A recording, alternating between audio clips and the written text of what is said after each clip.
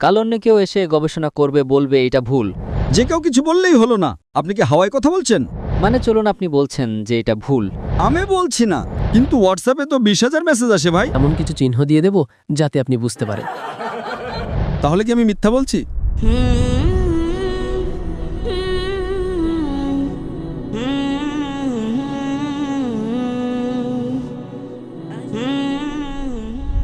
আমার নাম আদিল আমির।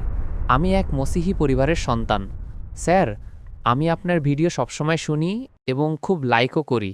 হিন্দুদের সম্পর্কে আপনার অনেক প্রশ্নের উত্তর সঠিক হয়, ভালোও লাগে, তাই লাইকও দিই। কিন্তু আপনি চ্যালেঞ্জ করেছেন যে পবিত্র বাইবেল ভুল, অর্থাৎ তাতে পরিবর্তন করা হয়েছে। আমি জিজ্ঞাসা করতে চাই, কোন দিক থেকে পবিত্র বাইবেল ভুল? আপনি কি আমার ক্যাসেট দেখেননি? না স্যার, মাফ করবেন। আমি প্রায়ই সাদৃশ্যের বিষয়ে কথা বলি, কিন্তু কখনো কখনো বাধ্য হয়ে আমাদের অন্য বিষয় নিয়েও কথা বলতে হয়। আমি একটা বক্তৃতা দিয়েছিলাম, একটা ডিবেট ইউএসএতে ডক্টর উইলিয়াম ক্যাম্বেলের সাথে। তিনি একটা বই লিখেছেন যে কোরআন মজিদে 38টি বৈজ্ঞানিক ভুল আছে। 8 বছর পর্যন্ত কোনো মুসলমান উত্তর না দেওয়ায় আমাকে ডাকা হয়েছিল। তাই আমি ইউএসএ গিয়েছিলাম। ওই ইউএসএ যে পাকিস্তানিরা যান, আমি যে ডিবেট করতে আর আপনারা যান ঘুরতে মজা করতে, তো আমি ইউএসএতে গিয়েছিলাম শিকাগোতে। আর সেটার বিষয়বস্তু ছিল বিজ্ঞানের আলোকে বাইবেল ও কোরআন।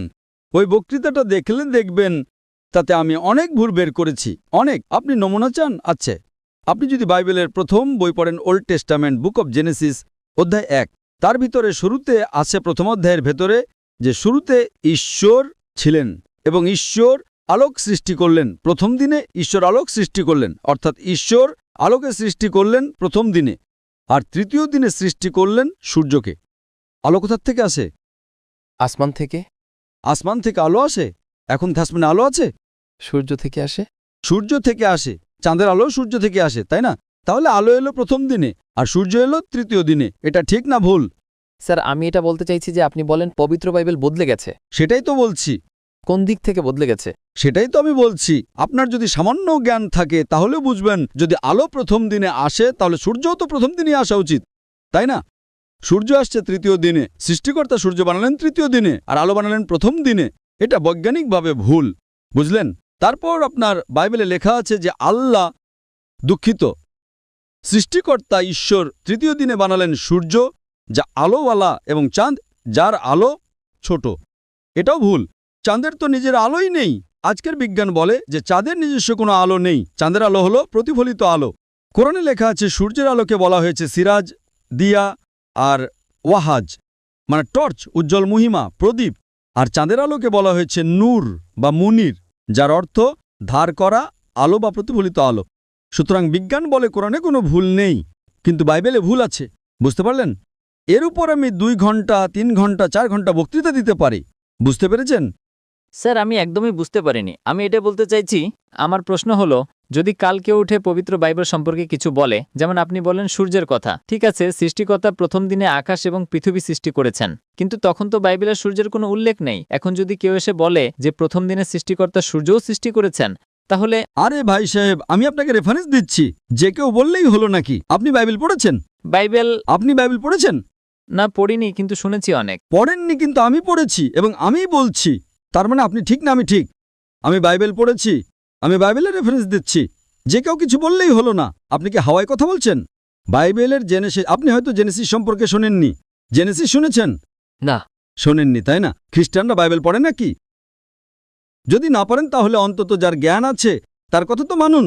আপনার বড় বড় পাদ্রীদের সাথে আমার ডিবেট হয়েছে, ঠিক কি না? আপনার জ্ঞান নেই, কিন্তু আমি পাদ্রীকে হারিয়েছি, তাহলে তো স্বীকার করা উচিত, হ্যাঁ কি না? না স্যার, আমি কখনো আপনার কোনো ডিবেট কোনো পাদ্রীর সাথে শুনিনি। হ্যাঁ, ডিবেট শোনেননি তো এটা কি আমার ভুল? আপনি গুগল করুন, ইউটিউব জানেন তো? জি। তাতে সিনেমা দেখেন? না, সিনেমা না। সিনেমা দেখেন না। ইউটিউবে ডক্টর জাকির নায়েক এবং ডক্টর উইলিয়াম ক্যাম্বেল টাইপ করুন, ডিবেট চলে আসবে, মাত্র 4.5 ঘন্টার, সব পাবেন সেখানে। তারপর আপনি বাইবেল নিন, খুলুন, হিন্দিতে পড়ুন, উর্দুতে পড়ুন, ইংরেজিতে পড়ুন, রেফারেন্সগুলো মিলিয়ে দেখুন। তারপর কাল এটা বলবেন না যে আমি পড়িনি। আপনি পড়েননি, তাহলে যে ব্যক্তি পড়েছে তার সাথে তর্ক করা উচিত না? যে ব্যক্তি পড়াশোনা করেছে, বাইবেল পড়েছে, আপনি বাইবেল না পড়ে তার সাথে তর্ক করছেন, এটা কি ঠিক? ঠিক নয়, কিন্তু আমি এটা বলতে চাই স্যার যে, মানে চলুন, আপনি বলছেন যে এটা ভুল হলো, আমি বলছি না, যেই বাইবেলের উপর গবেষণা করে সেই বলে, আমি একা বলি না। আসলে স্যার কিভাবে? কাল অন্য কেউ এসে গবেষণা করবে, বলবে এটা ভুল, তারপর প্রমাণও তো করতে হবে যে এটা এমন। এখন ভুল শব্দ তৈরি করে বলা হলো এটা এমন হয়ে গেছে, তেমন হয়ে গেছে। এইভাবে তো পবিত্র বাইবেল কখনো ভুল হতে পারে না। পবিত্র বাইবেল নিজের প্রশংসা নিজেই বর্ণনা করে, ও নিজেই নিজের সত্যতা বর্ণনা করে। আপনি কি বাইবেল পড়েছেন? স্যার আমাদের বড় বড় এখন আমি একজন মেডিকেল ডাক্তার, আপনি যদি বলেন অপারেশন এইভাবে করুন, তাহলে কি আমি আপনার কথা মানব? আপনাকে একজন লোক এসে বলবে ভাই এসব ছাড়ুন, আপনার মা যদি অসুস্থ হন, হার্ট অ্যাটাক হয়, কোনো লোক যে ডাক্তার না সে এসে বলবে এভাবে অপারেশন করুন, আপনি কি মানবেন? মানবেন কি? আপনি কি দেখবেন? আপনি ডিগ্রি দেখবেন, তাই না? ঠিক কি না? আপনার মা যদি কাল অসুস্থ হন, হার্ট অ্যাটাক হয়েছে, রাস্তার কোনো লোক এসে বলবে আমি অপারেশন করব, আপনি তাকে অনুমতি দেবেন? না। আপনি কি দেখবেন? প্রথমে তদন্ত করবেন সে ডাক্তার কিনা, তাই না? জি। যদি সে বলে না আমি ডাক্তারি পড়িনি এবং এসে তর্ক করবে, তো আপনি কি করবেন? দু চারটা চর মারবেন না তাকে, বলবেন ভাই আমার মাকে হাত লাগাবি না, ঠিক কি না? জি। তো আপনি সেই লোকটার মতোই কাজ করছেন। আমি পড়ছি, আমি রেফারেন্স দিচ্ছি, আপনি বলছেন পড়েননি, তারপরও তর্ক করছেন। এত বড় সমাবেশের সামনে আপনি প্রশ্ন করছেন আর আমি রেফারেন্স দিচ্ছি, জেনেসিস অধ্যায় 1, জেনেসিস অধ্যায় 1 ভার্স 1, জেনেসিস অধ্যায় 1 ভার্স 4, আর আপনি বলছেন আমি পড়িনি। আসলে স্যার আপনি আমাকে এটা উর্দুতে বলে দিন। আমি তো উর্দুতেই বলছি। আপনি বলে দিন কিসে লেখা আছে। এটা কি ইঞ্জিলে লেখা নাকি পুরানো ওল্ড টেস্টামেন্টে লেখা, কিসে লেখা আছে? জেনেসিস আদি পুস্তক, উর্দুতেও এটাকে জেনেসিসই বলে। আপনি পড়েননি তো? বাইবেলে কটা বই আছে? আমি কখনো এত গবেষণা বা পড়াশোনা করিনি। তাহলে যে পড়েছে তার কথা তো মানুন। পড়েননি আর তর্ক করছেন, এটা স্কুলে গিয়ে শিক্ষকের সাথে তর্ক করার মতো করছেন।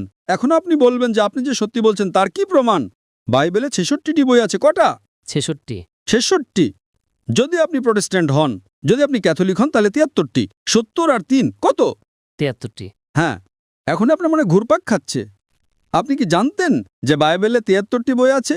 জানতেন কি জানতেন না? না, শুনিনি কখনো। তাহলে কি আমি মিথ্যা বলছি? আপনি শোনেননি? এতে ভুলটা আমার না আপনার। আপনি আপনার পাদ্রীকে জিজ্ঞাসা করুন। ঠিক আছে স্যার, মাফ করবেন। আপনি এক স্রষ্টা বিশ্বাস করেন? জি। আপনি ঈসা আলাইহিসসালাম কি স্রষ্টা মানেন? জি। কি প্রমাণ আছে? কোথায় লেখা আছে যে ঈসা আলাইহিসসালাম স্রষ্টা? আপনি যদি আমাকে বাইবেলের ভিতর থেকে এমন একটা জায়গা দেখাতে পারেন যেখানে ঈসা আলাইহিসসালাম নিজে স্পষ্টভাবে বলেছেন যে আমি স্রষ্টা, তাহলে আমি আজকেই খ্রিস্টান ধর্ম গ্রহণ করতে প্রস্তুত। কেউ আপনাকে বোকা বানিয়েছে? কি বানিয়েছে? মাফ করবেন স্যার, আমি আপনার হোয়াটসঅ্যাপে আয়াতগুলো পাঠিয়ে দেব, আপনি অবসর সময় পড়বেন স্যার। বাকিটার জন্য মাফ করবেন। এখন কি আয়াত মনে নেই? আসলে স্যার এখন আমার মনে নেই, আমি কোনো ভুল শব্দ বলতে চাই না।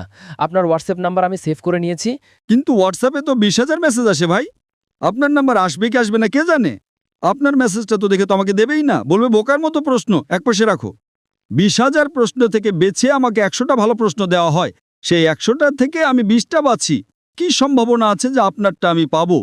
0.0001%। ঠিক?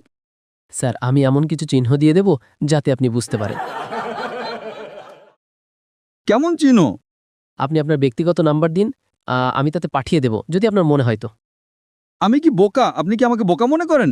এখানে আপনি এত সময় নষ্ট করছেন, এত লোক আসছে, আর আপনি বলছেন যে ঈসা আলাইহিস সালাম স্রষ্টা। এটা বাইবেলে লেখা আছে। আপনার যে পাদ্রীরা আমার সাথে ডিবেট করে তারা প্রমাণ করতে পারেনি, আর আপনি প্রমাণ করতে চলেছেন। স্যার, কত এত পণ্ডিতদের সাথে বিতর্ক হয়েছে। আমি অনেক পণ্ডিতকে পরাজিত করেছি। একটা পণ্ডিতও যার যোগ্যতা আছে সে আমার সামনে তো আসুক, ঠিক কি না?